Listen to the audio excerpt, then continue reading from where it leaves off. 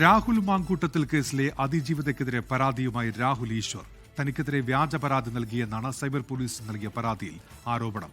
ജാമ്യവ്യവസ്ഥ ലംഘിച്ച് രാഹുൽ ഈശ്വർ വീണ്ടും സോഷ്യൽ മീഡിയയിലൂടെ അധിക്ഷേപിച്ചെന്ന അതിജീവിതയുടെ പരാതിക്ക് പിന്നാലെയാണ് എതിർ പരാതി.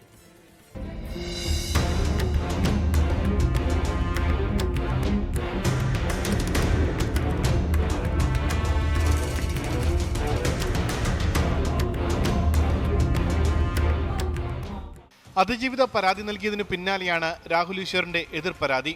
സൈബർ പോലീസ് സ്റ്റേഷനിൽ നേരിട്ടെത്തി പരാതി കൈമാറി.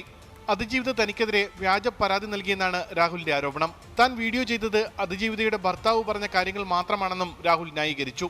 ഞാനിപ്പോൾ തിരുവനന്തപുരം സൈബർ സ്റ്റേഷനിൽ ചെന്ന് ബഹുമാനപ്പെട്ട SHOയോടും പോലീസുകാരോടും സംസാരിച്ചിരുന്നു. അവർ പറയുന്നത് ഇതുവരെ തങ്ങൾക്ക് അങ്ങനെ ആ പരാതിക്കാരി ഒരു പരാതി നൽകിയിട്ടില്ല എന്നാണ്. ഇവിടുത്തെ അഡ്വക്കേറ്റിനോട് ഇനി അവർ ജാമ്യം ക്യാൻസൽ ചെയ്യാനാണ് സമീപിക്കുന്നതെങ്കിൽ ബഹുമാനപ്പെട്ട കോടതിയിൽ അപ്പിയർ ചെയ്യാൻ പറയുന്നുണ്ട്. ജാമ്യവ്യവസ്ഥ ലംഘിച്ചിട്ടില്ല. ഹൈക്കോടതിയിൽ മുൻകൂർ ജാമ്യാപേക്ഷ നൽകിയിട്ടുണ്ടെന്നും രാഹുൽ പറഞ്ഞു. രാഹുൽ ഈശ്വർ ജാമ്യവ്യവസ്ഥ ലംഘിച്ചെന്നും സമൂഹ മാധ്യമങ്ങളിലൂടെ വീണ്ടും വീഡിയോ പങ്കുവച്ച് അധിക്ഷേപിച്ചെന്നുമാണ് അതിജീവിതയുടെ പരാതി.